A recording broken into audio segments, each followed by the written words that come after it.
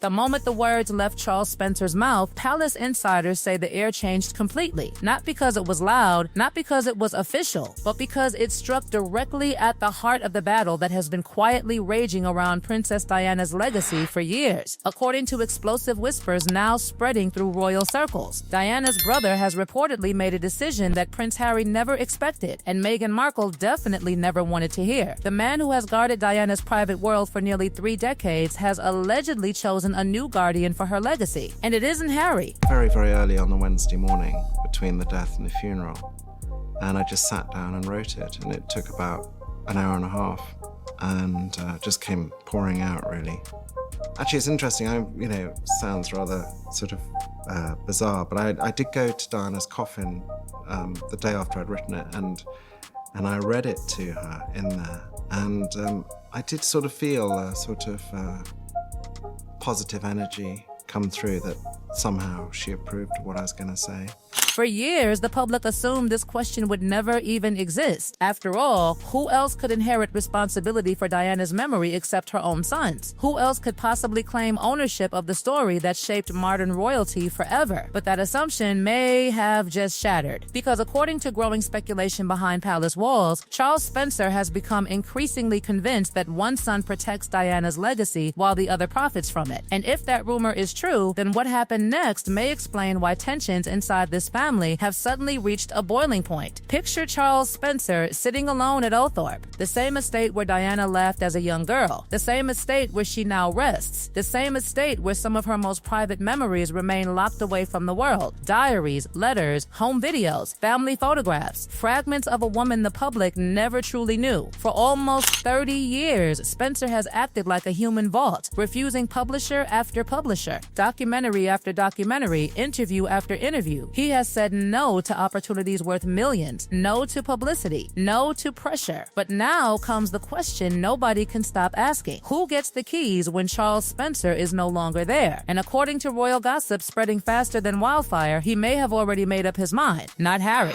William, suddenly dozens of little details that once seemed unrelated started looking connected. People began revisiting William's behavior over the past several years. Unlike Harry, William rarely speaks publicly about Diana. He rarely references her in interviews. He almost never uses her story as a headline. And yet somehow Diana remains deeply attached to his public image. Not because he talks about her constantly, but because he doesn't. That difference matters. Because while Harry has repeatedly shared private stories, private memories, private conversations, and private pain through books, interviews, documentaries, podcasts, and television appearances, William has done something very different. He has treated Diana almost like a sacred space, something personal, something protected. And according to some insiders, Charles Spencer noticed. The rumors claim that a private conversation took place months ago. Nobody knows exactly where, nobody knows exactly when, but what people claim was discussed has become the source of enormous speculation. The conversation reportedly centered around Diana's future legacy, her archives, her private papers, and the responsibility of protecting them from what one source allegedly described as commercial exploitation. Now think about the timing, because while these rumors were allegedly circulating, Harry and Meghan were facing growing questions about their media future. Their projects were receiving mixed reactions. Their business partnerships faced scrutiny. Their public narrative seemed increasingly dependent on royal connections and Diana's enduring popularity. And that is where the panic reportedly began, because if William truly becomes the unofficial guardian of Diana's legacy, everything changes. Everything. Suddenly access becomes controlled. Narratives become challenged. Future projects become complicated. Diana stops being a shared emotional symbol and becomes something guarded by the brother who already stands closest to the throne. And for Harry, that possibility may feel like a betrayal unlike any other. After all, Harry has spent years presenting himself as Diana's natural successor, the son who inherited her compassion, her struggles, her rebellious spirit, her emotional openness. He has openly spoken about seeing Diana in Meghan. He has repeatedly connected his own journey to hers. In many ways, Harry's entire public identity has become intertwined with Diana's story, which is exactly why this alleged development feels so explosive. Because if Diana's own brother reportedly chose William over Harry, what message does that send? What is he seeing that the public is missing? And more importantly, what is Harry hearing behind closed doors? Sources close to royal watchers claimed the reaction inside Montecito was immediate. Shock, confusion, frustration, not because anything was officially announced. Nothing was, but because the symbolism alone was devastating. Remember, Charles Spencer is not just Diana's brother. He is the gatekeeper, the keeper of the letters,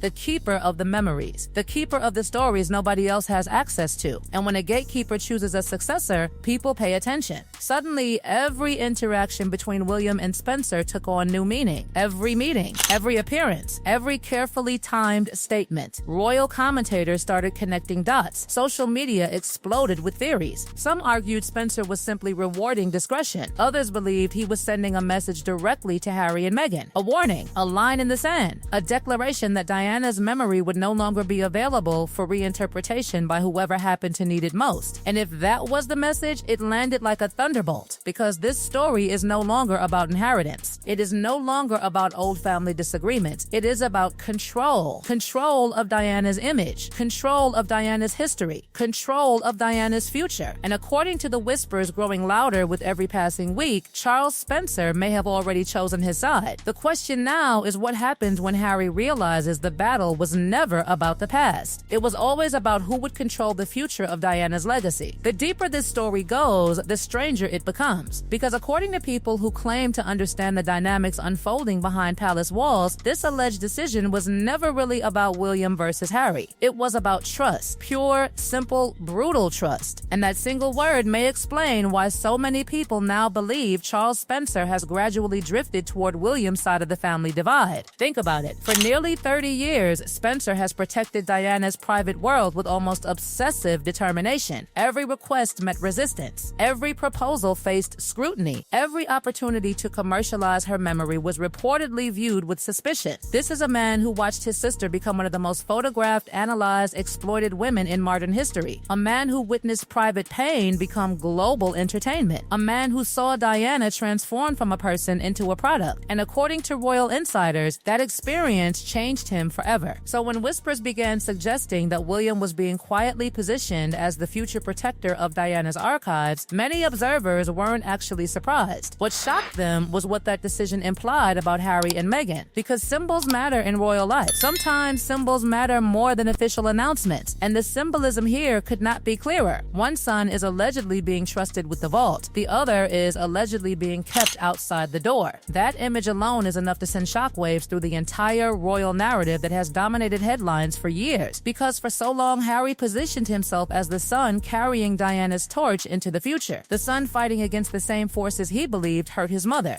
the son willing to challenge institutions rather than protect them. His supporters saw him as Diana's true heir in spirit, the emotional heir, the rebellious heir, the son who inherited her willingness to fight. But now, a different narrative appears to be emerging. What if Charles Spencer sees Diana's legacy differently? What if preserving a legacy requires silence rather than exposure, protection rather than publication, privacy rather than publicity? Suddenly, William's approach begins to look very different, and suddenly Harry's approach begins attracting uncomfortable questions that nobody inside Montecito wants to answer, because every documentary, every interview, every memoir, every headline, every revelation, every royal accusation eventually leads back to the same unavoidable issue: Diana, her memory, her story, her influence. And according to growing speculation, Charles Spencer has allegedly reached a conclusion that changes everything. The belief that Diana's legacy is safest not with the son who speaks about her most, but with the son who speaks about her least. That idea alone is explosive, because it completely reverses years of public assumptions. And if true, it would explain why palace insiders reportedly describe Harry as feeling increasingly isolated from the people who once formed the core of his family's support system. Not just William, not just King Charles, but now potentially Diana's own brother as well. Imagine how that realization must feel. Imagine spending years believing you are protecting your mother's memory only to discover others think you are using it. Imagine believing you are continuing Diana's mission while hearing whispers that someone else has been chosen to guard her future. Whether those whispers are true or not almost becomes irrelevant, because perception has become reality. And right now, the perception is devastating. The perception is that Charles Spencer looked at two very different paths and chose one. One path leads toward preservation. The other leads toward exposure.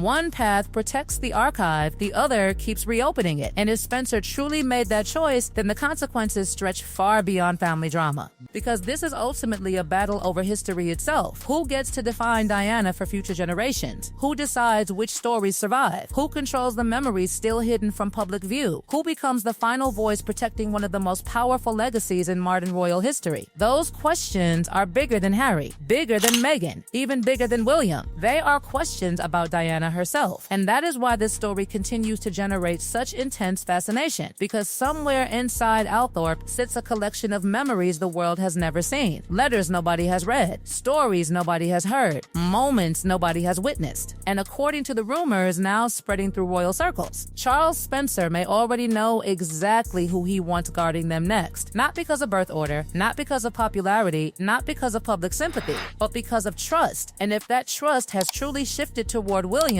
then Harry and Meghan may be facing something far more serious than another royal disagreement. They may be watching control of Diana's future slip permanently beyond their reach. And if that happens, the battle over Diana's legacy will not end. It will simply enter an entirely new chapter, one where the most valuable royal inheritance is not a title, not a crown, not a palace, but the right to decide how the world remembers Princess Diana forever.